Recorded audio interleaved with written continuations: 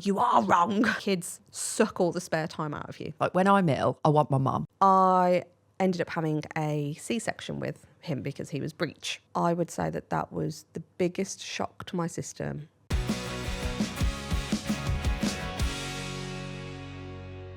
So we've had a request for an episode for a topic. So we're going to cover that topic now. It's going to be more heavily weighted on Jo as she's a parent. So we've been asked to talk about how you juggle parenting and running a business.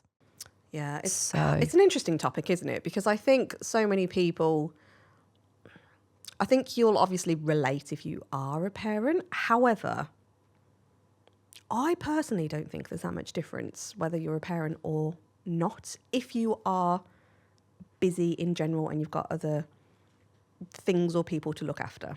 Dog parent? Yeah, exactly. And like, you know, even in your case with your 3 dogs at the moment, you've got medication to be thinking about, you've got walkers to come in and out. Like, do you know what I mean? It's managing another living being that isn't just yourself. And a husband. Like, we have to think about other people in our lives all the time. Like, we like to think that actually some of them will be a bit more self-sufficient, but let's face it, they're not. Ours aren't very self-sufficient in some cases. God, no. But yeah, I think the parenting side of it is, I mean, if I take it back to when Clay was born, so first child, I would say that that was the biggest shock to my system I think I could ever explain. And I remember so many people telling me, you know, when people like to give you advice, put their opinion on things. And people always used to say to me, even people in the street, just like randoming, because they could see you've got a bump, and they're like, oh, you're not going to get any sleep soon. I'm like, oh, thanks for that. That's It's always really the helpful. really nice uplifting stuff that people It's always say, like, isn't look it? at all the shit that's about to happen to you. I'm like, Make oh, the brilliant. most of the last days you've got. Come on now. But so I ignored it all. And then I remember Clay being born, and I ended up having a C-section with him because he was breech. And my recovery from the C-section wasn't great. It took me a long time to recover from that section. And we were in the middle of a house renovation. And that meant that we had no windows or anything on the house. So I had to move in with my parents with my teeny tiny little baby. And Darren stayed at home with the dogs because the parents won't have the dogs in their house. And we're like, Plus also, we've got a whole home with no windows. But I remember it being such a car crash. It was such a shock to my system to go, like, what the fuck do I do with this thing? Like, I'm so used to being just me. I've just got to look after me. And now there's this other thing. Plus, actually, Clay lulled me into a false sense of security in the hospital because he slept beautifully. I was thinking, I've got this. I can do this. I don't need anybody else. And then, I got home and I was like, oh, God, he doesn't sleep and I'm so tired. So in those early days, I would say I juggled it with, like, my mum would watch him for a few hours if I could go and get, because my business was established enough. I wasn't doing the long-term programs. So how long had you been running the business then when you had Clay? Oh, God. Hobbyist-wise, so alongside the full-time job, probably 5 years. So I had enough of I'd been going long enough that the odd inquiry would come in. By no means was it a setup funnel that we all talk about nowadays. I didn't have like reams and reams of inquiries coming in, but they drip fed in enough that actually if I sold them, I could live. It was great. So it was that kind of position. And actually I'd left my job, so I'd left that paid employment and gone all in 7 months before having Clay. So I'd actually left that paid employment when I'd just found out I was pregnant. So you had that kind of to factor in, like you hadn't long left that security. We were talking about paid employment jobs and whether they do give you the real security that we think they do. But anyway, that's probably a episode for another day. And you had a house renovation going on. Yeah. And it was your first child. Yeah. Yeah. And you had to live apart from Darren when Clay was born. Yeah. 8 weeks that ended up being. That's a long time, isn't it? Mm-hmm. You can't really understand how it feels properly though when you're living at somebody else's house and you've got, I suppose, more support. Well, I suppose you've got support in different ways, haven't you? Because is it true? Because I imagine it is. Like when I'm ill, I want my mum. Even now, 43 years of age, I'm like, I want my mum. She makes everything better. So in your case, was that how you felt at that time? No, I wanted to go home. Oh. I was really grateful for the support. And we ended up you know how like they're mither though, don't they? Oh, yeah.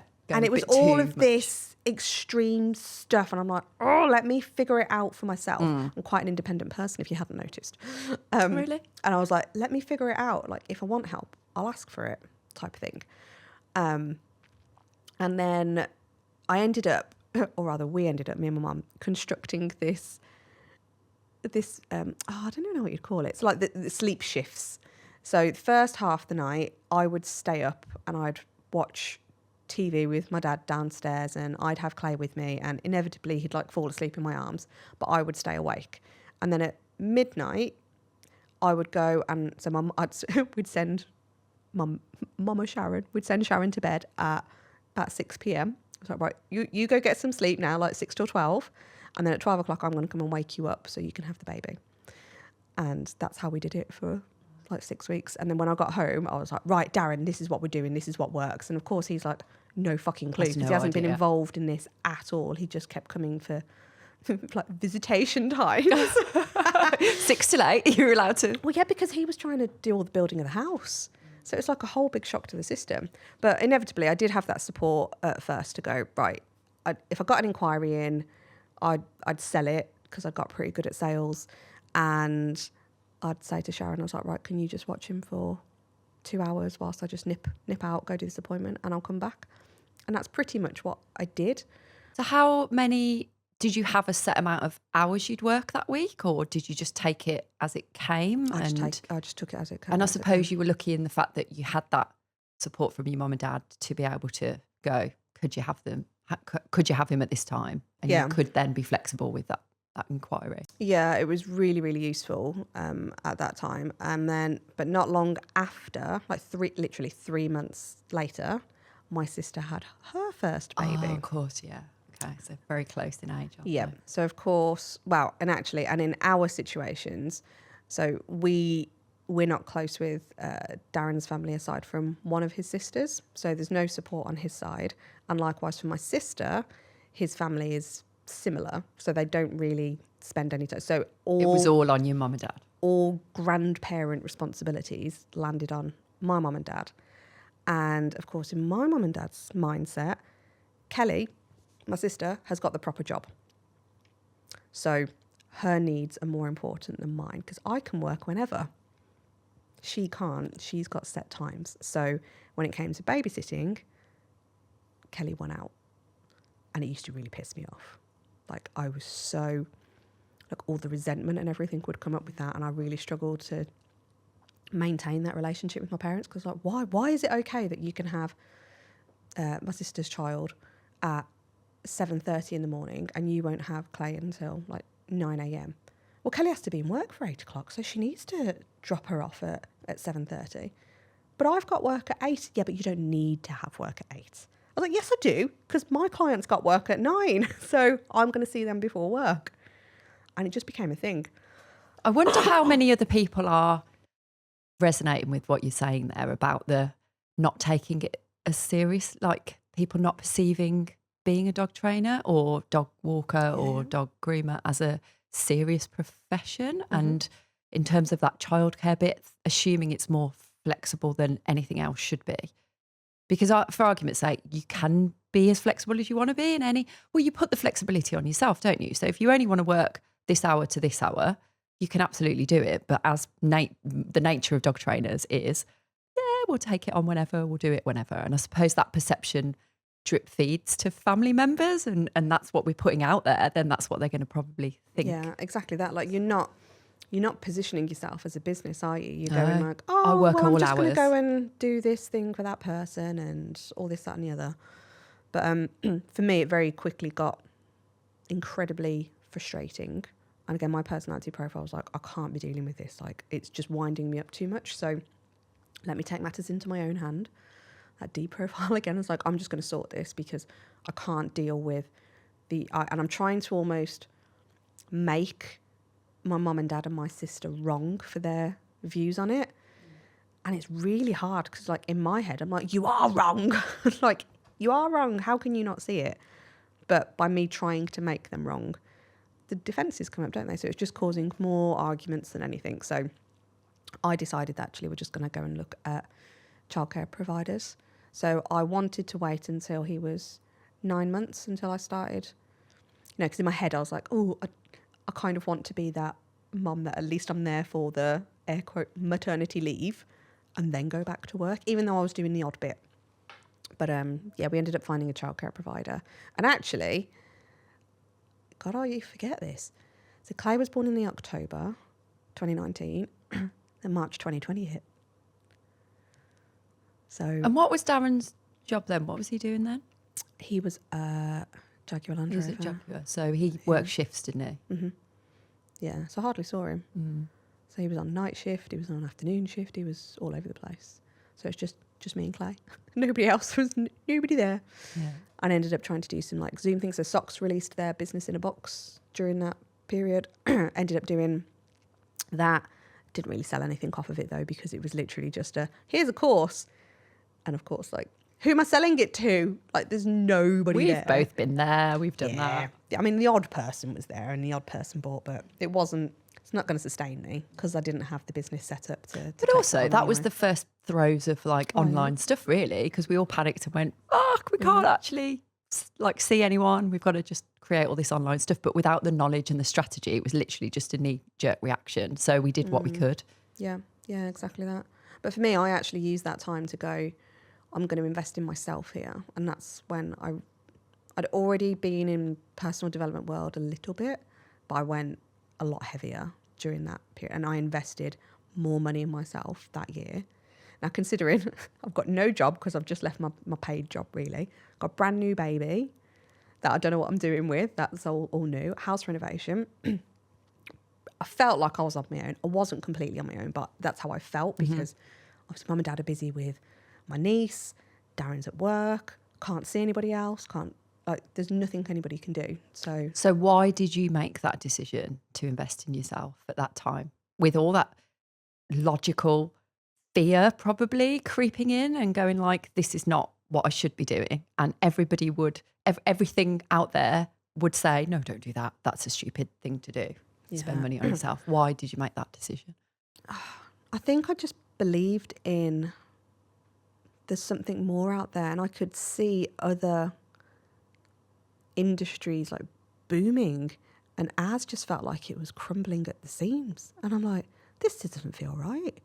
So what's everybody else doing? And I was always a fan of, like I said, a big fan of PD stuff anyway, but just really decided to double down. And I didn't have any money. I didn't get a big payout because it was me choosing to leave. I wasn't made redundant.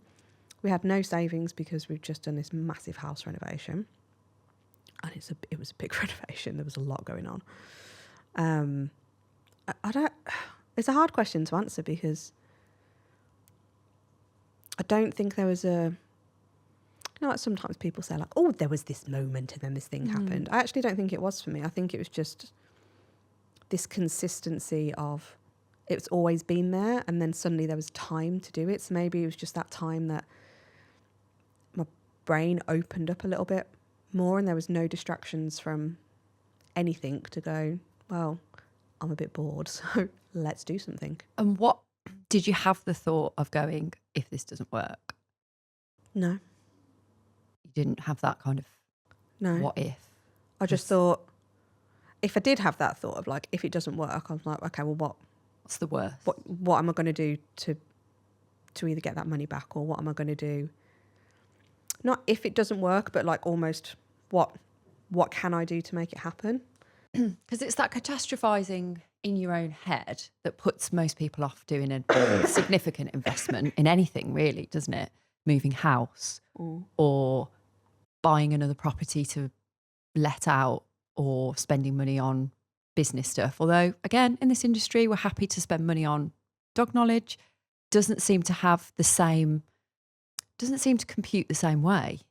No, it doesn't, does it? It's like, and they're not cheap, these. They're not. These CBD thingies now. Like, I'd say what a good chunk of dog CPD courses now are around the 2K mark. I was going to say between 1 and 2, aren't they? I'd say. So that's like, there's no hesitation with a lot of people in spending that sort of money on that. And do you think it's because of that's an investment? I know it will be an investment because it's stored up here and it's my knowledge and I can give that knowledge to others and it will never be wasted. Do you think that's the thought process of it? I think it feeds the imposter syndrome in us. But it's worth the money for the imposter syndrome problem, isn't it? Yeah. Because that imposter syndrome is so high on the priority list, that feels like it's going to solve it. That's like the biggest pain point I would say a lot of us in the dog world have. I agree. Huge pain point that I don't feel like I know enough. I don't feel like I'm good enough. So actually, here's another course. Do that, I'll feel better. But you never feel better because actually you are, it's that old added thing, isn't it? It's like you're just going to treat the symptom, not the cause. Yeah. In fact, we were on someone else's podcast. Might have even been the one we did yesterday. And we were talking about, it was. And we were talking about, we had the opposite problems, that you had imposter syndrome with the dog training skills. And I've never had that. And probably because of how we came into the industry and my journey and yours were very different. But I've had it hugely about the business stuff and you haven't, because that's been always there in the background for you. And if I look at me as a flourishing in the cult of the business world and personal development and mindset and all that stuff now, I could be that person with imposter syndrome, like a dog trainer that feels like they don't know enough about dog stuff and go like, I need the next thing and another thing and another thing. And what we've done is, because we have invested really strategically and we've gone, we need this bit of knowledge now to be able to take the business to this point, and now we need that. And like this year is all about the implementation of all the stuff we've invested in. Like we've done a lot of the implementation, but there's more that we've got stuff sat there that we haven't actually used. So like no part of me now feels like we need anything else this year. And it'd be nice to have like other stuff just as that'd be nice to be in their world a bit more, because I really like, there's several people we really, really admire and like in this industry that we're not ready to reach just yet, but we will be in time. And so if we were to do another investment, like a big investment, I know it wouldn't bring us anything. In fact, it would have the opposite effect of that overwhelm and go like, there's too much here to think about, too much to do. So that imposter syndrome with regards to the dog knowledge, I think has the same effect sometimes, doesn't it? Yeah, absolutely. Absolutely. And I think this is where everything then just spirals into everything else, and, you know, kind of bringing it back to the the core topic of this episode, of that parenting bit. You almost go, well, how am I supposed to do all of this stuff now? And for me, that's why I'm like, kids or no kids, like, yes, okay, kids suck all the spare time out of you. They do, depending on their ages, but they're still going to suck a lot of time out of you no matter what age, because they're just going to need different things at different times. And actually, just to caveat that, this episode is around children. And as I'm sure a lot of you know, I don't have them, Joe has, but there are some of you out there that might be caring for, I know this is the case for a few people, elderly parents or like disabled family members or something like that. So it takes as much of that time away. Or dogs like with special needs. And like you said at the beginning, Joe, I've got a couple of older dogs now that have got extra needs than they used to have. So this is all relatable to everybody listening. It's juggling your time essentially. And going like, how do I do everything? How do I do everything really well without letting anybody down, without dropping one of those plates, without all of that stuff? And it's a really difficult one to answer, because I really wish I did have just do this. In fact, I got asked this yesterday. Somebody came over to me and was like, so I was in a training room and someone came over to me and went, can I just say that I feel like you're really inspirational and I look up to you a lot because I don't know how you do everything. And I'm like, oh, here we go again, superhuman label. I was like, okay. You get this a lot. Yeah. I was like, okay then, thank you. Like, really, really appreciate the inspiring bit. So what specifically is inspiring them? And she's like, well, how are you doing all? And then she starts reeling it off, going, well, you're doing uni, you've got this business that's now global and all of this stuff, and you've got the kids. Like, how do you even just do it with the kids? I'm like, well, again, let's try and look at it a bit logically, which I feel weird saying logically, and I lean in on this quite a bit, and I don't feel like I'm a logical person in a lot of respects, because I'm like, I'm very emotion led, and like You'll do and I'll then think after. Yeah, I'm like, but actually maybe there is some logic in all of that. Who knows? But for me, I'm like, even with me home educating the kids now. What nobody has ever asked me actually is, what does your diary look like with that home education? So I knew full well, and Darren and I had this conversation before we decided to go down that home ed route, that there is no way we can be a full-time home ed parenting household, i.e. 7 days a week, we've got the kids. It's not going to work. Not going to pay our bills. It's not going to fulfill us, because certainly for me, like, I need my business. I love it. And I want to be present in it. So how can we home ed in a way that suits us without compromising the values that we've got behind the home ed bit?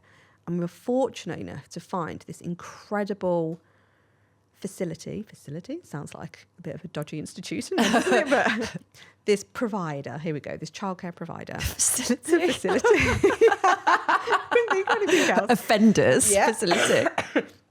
But no, found this amazing childcare provider where I just refer to it as like Peter Pan and the Lost Boys. It's incredible. It's literally 10 acres of woodland. They've split it up into 2 camps. You've got like the nursery camp up until age 5, and then you've got the home ed flexi camp, they call it, ages 5 to 11.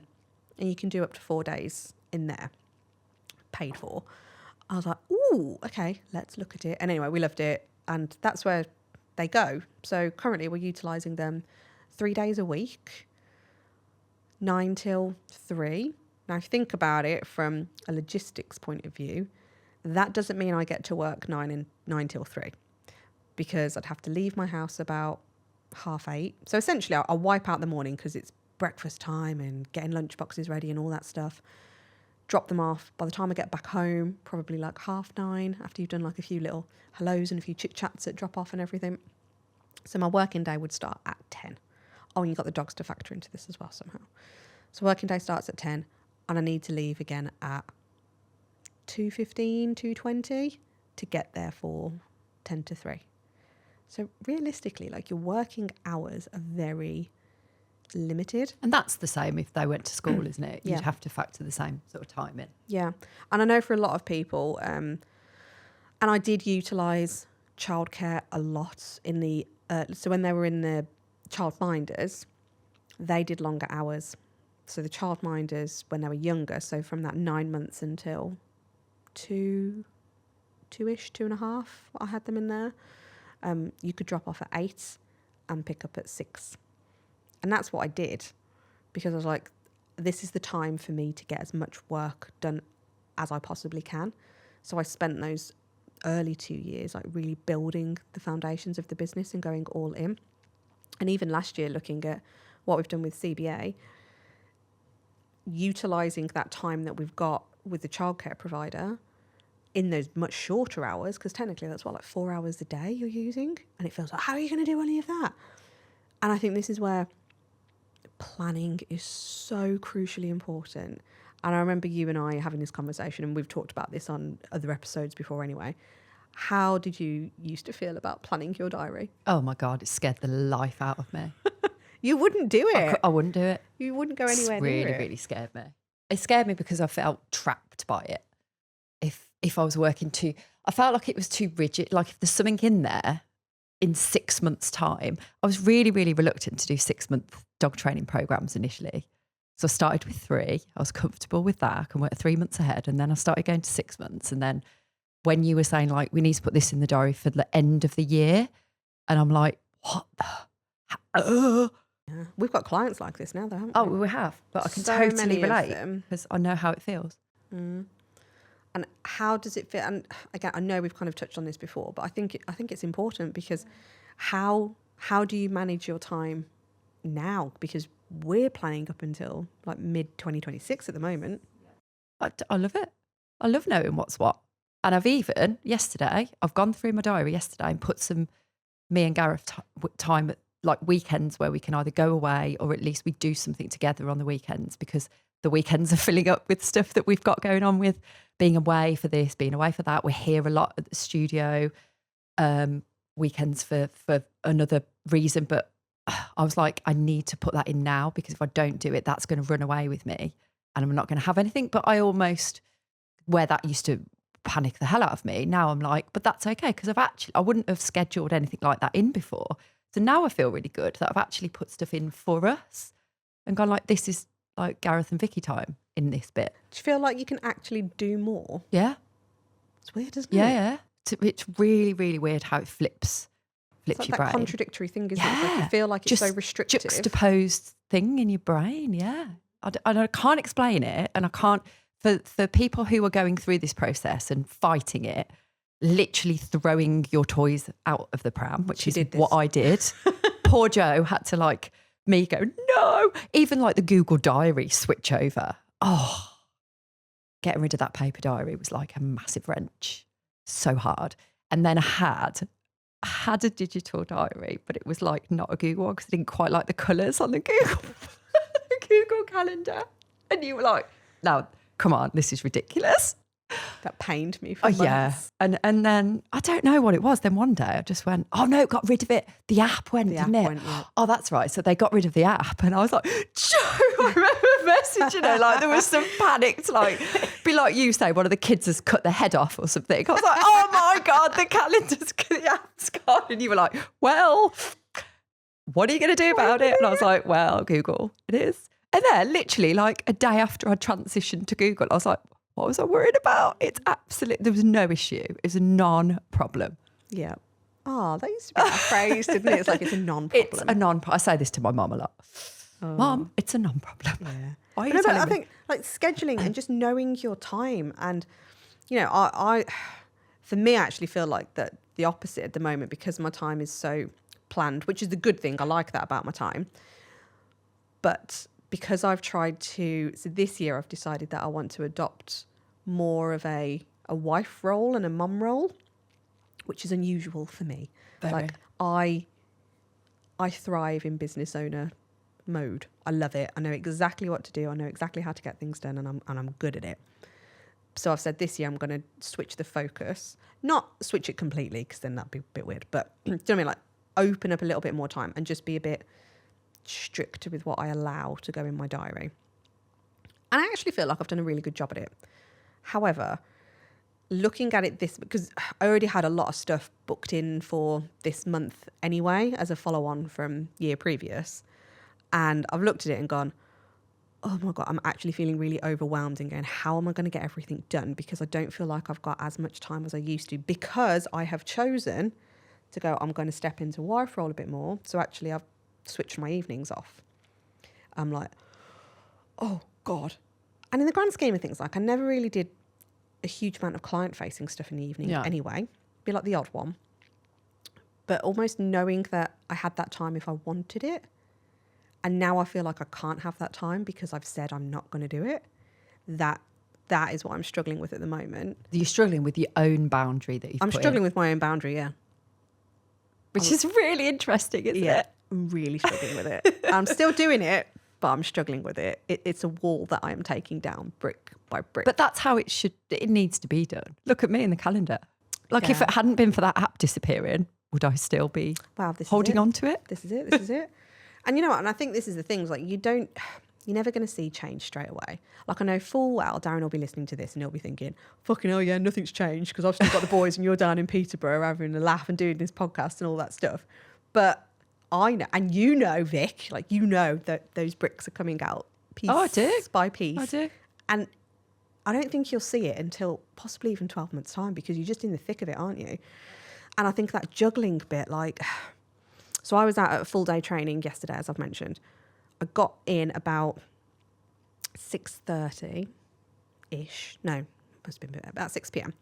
My sister-in-law had the boys for me. And this is only a recent thing as well, with my sister-in-law having the boys. And this has kind of grown over the years as the boys have got older. Like I started off with having my mum and dad available for a short period of time. that then went completely out the door. Then for a good chunk of time, for like those 2-3 years, I paid for a childminder full time. So that gave me like those 5-day weeks. And then I'm fortunate enough to have Darren in my life, like we're still what do they call it? A nuclear family. Like we're all still together. God, I haven't used nuclear family since sociology in the A-level. Sociology. God. But we're fortunate enough to be in a position that we're still together. We've still got the kids. There's been rocky times, but we're all still here. We're all still standing. So that we do work as a team and, tag one another in when we need it. And it's that balance. And it's not always easy. It causes more arguments and stress on our relationship rather than the kids, because we choose to obviously put the kids first.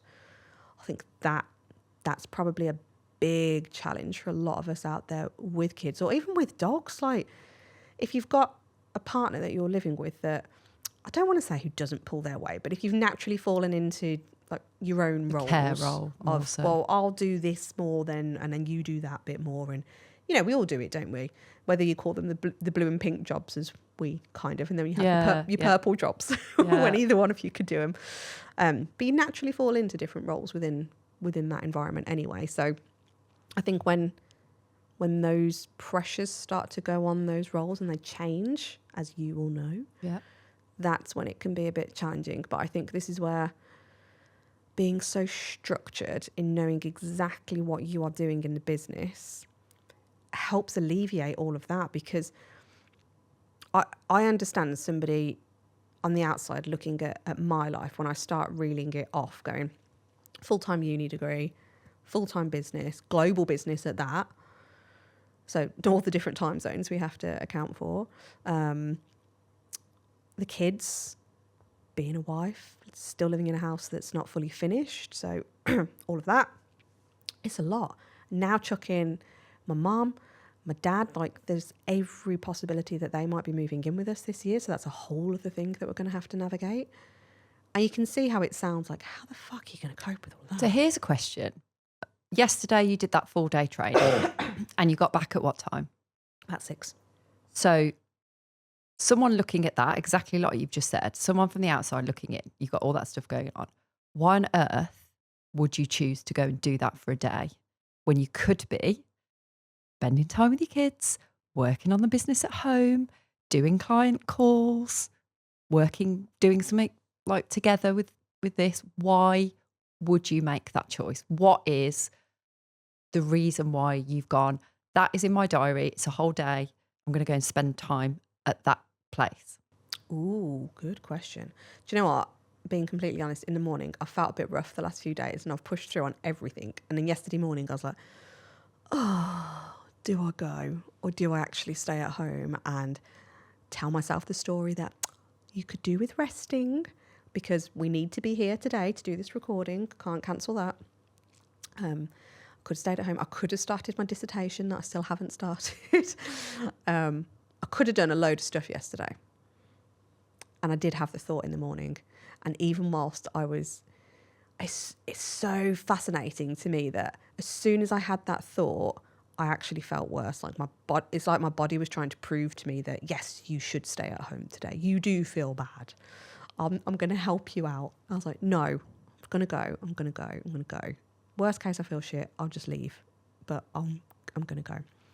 And for me, it was that importance of, I know full well, even though my body may not feel energized by the end of it, my brain will. That mental side of everything is going to go, right, this is important for you. You are going to feel energized. You are going to learn something new, or you're even going to be reminded or refreshed on something. And it's an incredible group of people to be around, because they are miles ahead of where I want to be. And that's going to give me a boost of energy rather than feeling sorry for myself and sitting at home and telling myself I've got all this stuff. I'm like, no, I need to do that. So spending a day in that room with a load of other business owners, that most people in that room, because I'm not part of this little You bit. are not part of this. You will be. I know about it, but I'm not part of it. Are they all above you in terms of where their businesses are, or are there some people that are not yet where? It's a very we mixed, are. So very it's a bit mixed like when bag we room. did our mastermind where you've got different levels of people coming very in. mixed bag, except there's people in that room that are already exceeding 1 million. There's people in there exceeding, I think one of the guys yesterday said that last year, so December last year, he'd turned over 370 grand.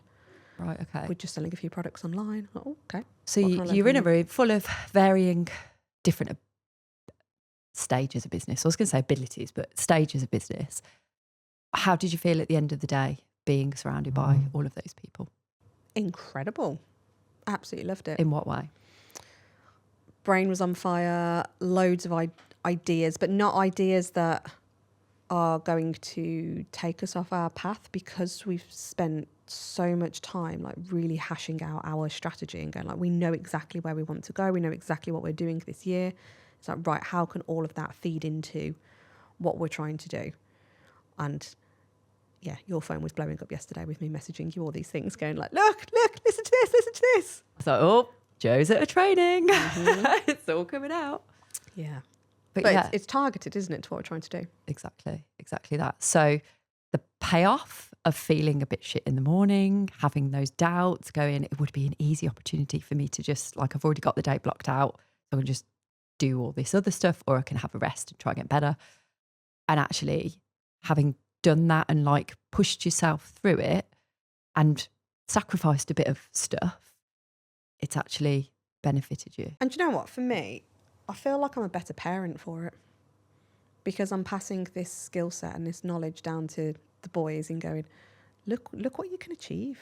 Like, look at what's possible. And even... Hang on. I feel like we need to tell the story that you told just before this podcast. Okay. Can you tell it? Yeah. So the training that you were at yesterday was it's a sales academy, isn't it? Yeah. That you're, and when you hear that, by the way, please don't feel icky. It's sales with integrity, with the customer at every part of the focus is customer led. So I've been with these guys for about 6 years. Very ethical sales. So please do not think, oh my God, what are they doing there? So, okay, tell the story that you told me. So it's dinner time. So I'd walked in 6 p.m, busy kitchen, kids are tired. They're like, I'm hungry. I need dinner and everything. So Darren's doing dinner. Clay and I are making flapjack. I'm going to sound like a proper mumsy mum here. I'm definitely not that. This is like a 5-minute thing. It's a whole other story, but it's a 5-minute thing that I was like, quick, we can do that whilst Daddy's doing dinner. And then Clay's doing that and he's like, Daddy, can I have a chocolate coin for pudding? And Darren's like, no. And I was like, please, no. But please, no. And I looked at Clay, I was like, Clay. And he's like, what? And I gave him a little wink and I was like, because we've been having this conversation about what to say. I was like, try your question. And he's like, oh, okay. It's like, Daddy, what needs to happen for me to have a chocolate coin for pudding? And Darren just looks at me and he's like, you. And then he says to Clay, it's like, great question, Clay. I know, why don't we? And they came up with a solution. I'm like, brilliant, fucking love it. But look at that as a skill set. Instead of this like battleground of like, can I have this? No. Why not? Because I said so. All that crappy parenting. But I say crappy parenting. It's crappy because we're likely coming from a place of stress. We're tired, got other stuff on our mind, all that negative energy. And it's not explaining to the kid why not. No, they want to know, well, I want this thing. Why are you not letting me have it? So, yeah, I think all the things that we're doing, like all this PD stuff, all the, I don't know, just everything, all the integrity, but even all the dog knowledge that we're learning, like just stepping back and that psychology. And for me, that's exactly how I manage parenting alongside doing everything else, because taking it back to what we're always saying, and certainly our clients will know this, what's the purpose? What's the purpose? What's your mission? Mission. I always merge those two words together. What's your mission? What's the vision? Or mission, as I'm going to just forever call it now. What is the purpose of everything? Because when you look at it like that, you go, right, this is how I'm going to slot this in. This is why I'm doing that. And there's a plan and there's a structure. And I know that sounds really easy. It's not. It's taken me years to get it right, with lots of, right, I've got no support. I've got none of this. Now, yes, okay, I've got my sister-in-law now. That's helpful, but she's not going to be there all the time. It's like one day every now and again. It's paid for childcare that I'm using alongside making sure I can still do that homemade. And I'm working the business up to the point where actually I can reduce those 3 days to maybe 2. And we'll see what happens. But it's all with a plan and managing time. But again, if you know me, or if you're getting to know us as through our podcast and everything else, I am not the type of person that does well with a time block. But I am the type of person that does well with a plan. Is there All about the strategy. Yeah. Does that make sense with the block and the, Yeah, it does. Cool. All right then. Well, I feel like we should leave it there. Well, I hope you found this episode helpful for those who have kids and for those who don't and have lots of other things that they need to manage day to day. Yeah, let us know what you think. Yeah. And if you want any more hints and tips on everything, go and check out the pod classes. You can go and find out more information on that at caninebusinessacademy.com. And we'll see you on the next episode.